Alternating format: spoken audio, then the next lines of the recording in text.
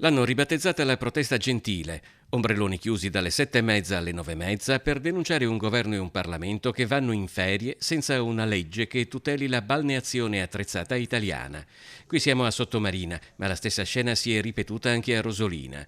Nel mirino dell'azione, organizzata dalla Federazione Italiana Imprese Balneari e dal SIB, il Sindacato Italiano Balneari aderente a FIPA e Confcommercio, c'è la normativa Bolkestein che rimette in gioco le concessioni balneari. Quello che di cui abbiamo bisogno è che sia garantita la continuità di impresa, che sia garantita nell'eventualità che qualcun altro arrivi a gestire la nostra concessione nel futuro, ci venga dato un equo indennizzo per l'impresa che abbiamo realizzato. La protesta avverte anche su questo, che ci sia una mancanza di norma che vada a riconoscere quello che è l'investimento che vengono fatti, con la coscienza che non è un terreno, un suolo, una sabbia di proprietà, ma è un bene pubblico, è un bene di tutti e noi sappiamo salvaguardarlo, sappiamo investire e sappiamo valorizzarlo. Non tutti sono d'accordo. Per il neocostituito gruppo di mestiere Imprese Demaniali di Confartigianato Imprese Veneto, ad esempio, non servono azioni di protesta che penalizzano gli utenti e non aiutano a risolvere i problemi.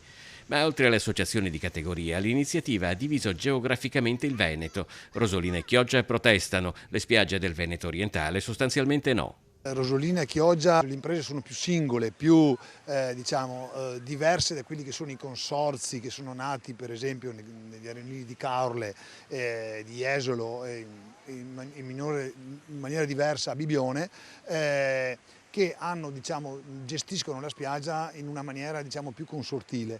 Noi, essendo più singoli, abbiamo situazioni diverse, alcuni hanno applicato la 33, alcuni non l'hanno applicata. Il messaggio lanciato dagli ombrelloni chiusi sembra comunque essere arrivato a destinazione. SIB e FIBA hanno deciso di annullare le altre due date di protesta previste il 19 e il 29 agosto, a fronte delle indiscrezioni che danno per gli inizi di settembre un provvedimento da parte del governo. Sembra che ci siano, soprattutto con sviluppi negli ultimi ore, anche delle soluzioni che possono andare incontro anche a quelle che sono le nostre esigenze e soprattutto l'interlocuzione che il nostro governo sta avendo nei confronti dell'Unione Europea.